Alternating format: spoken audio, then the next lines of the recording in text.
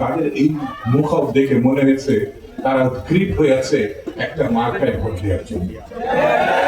তারা গণতন্ত্রের সপক্ষে একটা সিল দিতে চায়।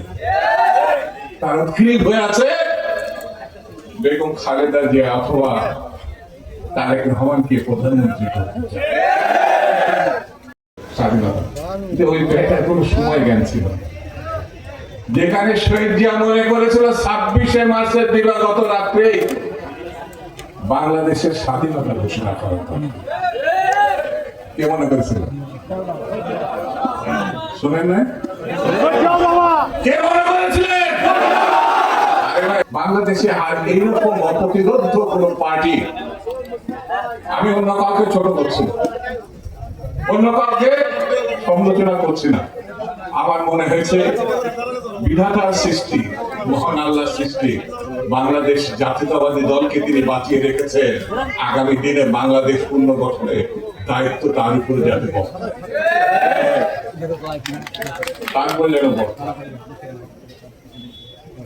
কেন এমন একটা আন্দোলন নাই, এমন একটি বিক্ষোভ নাই যেখানে বাংলাদেশ জাতীয়তাবাদী দল এবং তার অঙ্গ সংগঠন, ছাত্র দল, যুব দল, শ্রমিক দল, স্বেচ্ছাসেবক দল, মহিলা দল ছিল না।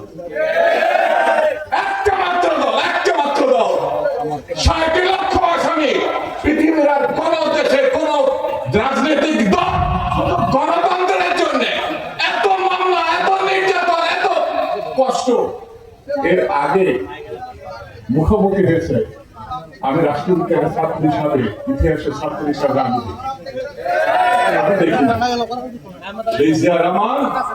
আপনি পাতার পর পাতা এই বাংলার ইতিহাস খুঁজে দেখবেন যে একমাত্র রাষ্ট্রপতি যার কোন ঢাকা শহরে এক খণ্ড জমি বা একটা বাড়ি ছিল, সে আমাদের নেতা, যার নিজের কোনো গাড়ি ছিল না। এখন ছাত্র নেতাদেরও প্রাণ আছে, এখন যুব নেতা, শ্রমিক নেতা, আমাদের মতো নেতাদেরও আলিশান বিল্ডিং আছে। শহীদ জামানের ব্যাংক অ্যাকাউন্ট ছিল, তিনি সরকারের বেতনের টাকা দিতেন, যে কারণে তিনি শহীদ হওয়ার পর তার স্ত্রী এবং দুটি মাসুম বাচ্চা থাকার জায়গা ছিল না, অর্থ ছিল না। রাষ্ট্র তাকে বাড়ি দিয়েছিল, রাষ্ট্র তাকে ভাতা দিয়েছিল, রাষ্ট্র তার 2 সন্তানকে লেখাপড়ার দায়িত্ব নিয়েছিল। আর কোন রাষ্ট্রপতি, আর কোন প্রধানমন্ত্রীর এই দায়িত্ব রাষ্ট্র নেয় নাই। আমরা সেই দলের সদস্য। বন্ধুরা,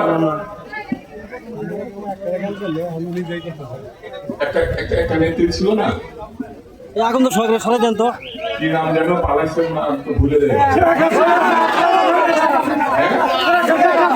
আমি যখন আমার মেয়েকে, বুঝছেন, ছোট মেয়ে, আমার ভাইয়ের মেয়ে আর কি, বাকি দিয়ে আমি যখন এই কথা বলি না, মা ওই যে কে যেন পালাইছে, বলে যাইনি যাইনি যাইনি যাইনি, ছোট্ট বাচ্চা, হাসিনা বলে না, বলে যাইনি। হয়তো বাংলা একাডেমি সেই মূর্তিটা দেখে তার মাথায় মধ্যে যুক্ত হবে, আসলে তো একটা যাইনি। আমার নেত্রী, বাংলার নেত্রী, সারা পৃথিবী যাকে চেনে গণতন্ত্রের মাথা হিসাবে, যাকে মিথ্যা মামলায় তথাকথিত বিচারে জেল দিয়েছিল নিম্ন আদালতের 5 বছর সাজা।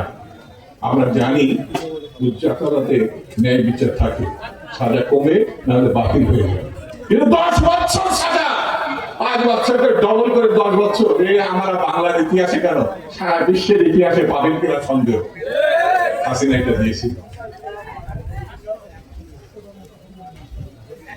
খুদা কি কুদরত দেখে, বলতো কি বঙ্গবন্ধু কন্যা পালায় না, বলছে না, বঙ্গবন্ধু কন্যা, তোর বাকি তো একটা খুনি, দুর্ভিক্ষ করে লক্ষ লক্ষ মানুষের হত্যা করে, চাপা রক্ষী বাহিনী করে 40,000 বিরোধী দলের নেতা কর্মী হত্যা করেছে। এই যে এখানে একটা হত্যাকারী ছিল, একটা মাসুদ করে একটা ছেলে, আমাকে এখানে দেখালো তার হাতটা কেটে ফেলেছে, মির্জা আজম, গোলামে আজম।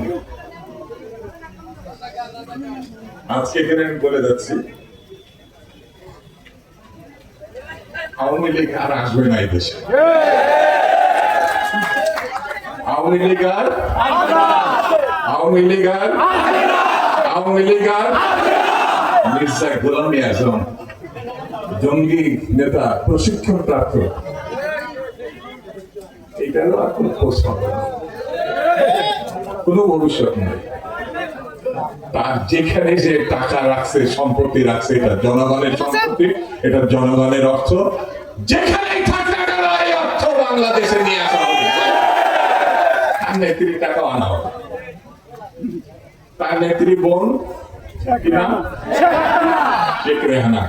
তার নাকি একটা মেয়ে আবার ইয়ে হয়েছিল কি লন্ডনে, লজ্জা দেখে সে বলে আমি বাংলাদেশি বলবো না। তার মানে সে লুটপাট করে নিয়ে গেছে না টাকা, সে টাকা এখন বাঁচাতে হবে।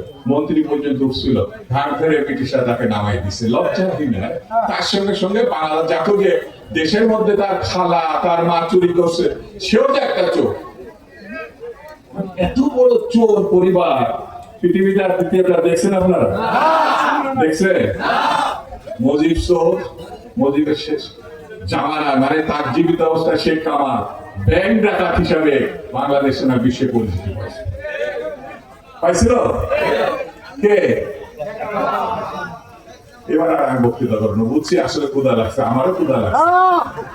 বন্ধুরা, পৃথিবীতে যারা গণহত্যার পার্টি, তারা কখনো রাজনীতির আর সুযোগ পায় না, কখনো না। আওয়ামী লীগকে বিচারের আওতায় আনতে হবে, তার নেতা নেত্রীকে বিচারের আওতায় আনতে হবে। কথা ঠিক আছে কিনা? কথা ঠিক আছে কিনা? এই সভা থেকে, এই সম্মেলন থেকে আমাদেরকে তো বলার দরকার নেই, খালি এতটুকু বলে দেয় আমাদের জাতীয় বীর যারা 90 গণপ্রথান করছে, তাদের সঙ্গে আমরা ছিলাম, তখন আমরা ছাত্র ছাত্রীদের প্রায় শেষ করেছি।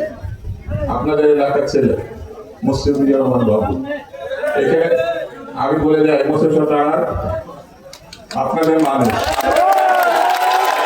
আমি এখানে আসছি ছাত্র নেতা সম্মেলনটা, একটা কথা দিতে হবে, এমপি আপনি হবেন, এমপি হবেন।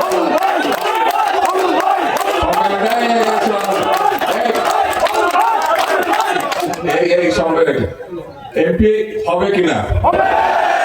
হবে কিনা? হবে কিনা? আমি একটা শর্ত এখানে রেখে দেয়, আমি তো ভাবছি আমি পার্লামেন্টের ভোট তাকে নমিনেশন দেন, আমাদের সুপারিশ থাকবে, পার্টি ঠিক করবে তাকে দিয়ে ইলেকশন করাবে কিনা, এখন আমি বলছি না।